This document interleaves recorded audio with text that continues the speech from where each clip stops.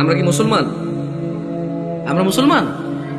আলহামদুলিল্লাহ, আলহামদুলিল্লাহ। হ্যাঁ, আমরা মুসলমান। যদি ফজরের নামাজ না পড়ে মুসলমান থাকা যায় তখন আমরা মুসলমান। যদি শুক্রবারে 8 দিনে 2 রাকাত নামাজ পড়ে থাকা যায় তাহলে আমরা মুসলমান।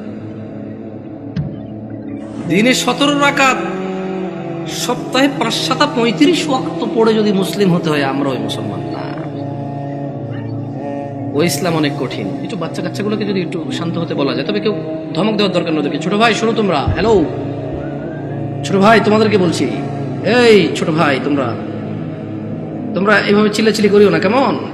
তোমরা খেলাধুলা করো, সমস্যা নেই। একটু ওই যে অবশ্য তোমাদের জন্য এই দাওয়াত কতটুকু কাজে আসবে, তোমাদের মুরব্বীদেরই তো কাজে আসবে বলে মনে হয় না। তোমরা তো এখনো কথাই বোঝো না, ছোট মানুষ, 8-10 বছর বয়স।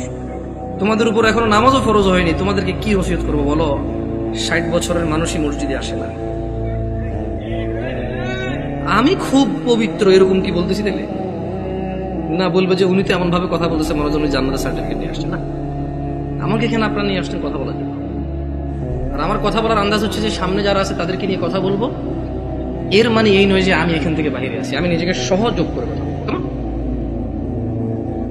নয়াপাড়ার মানুষ, শুকরিয়া আদায় করো যে তোমরা মুসলমানের ঘরে জন্ম হয়েছ।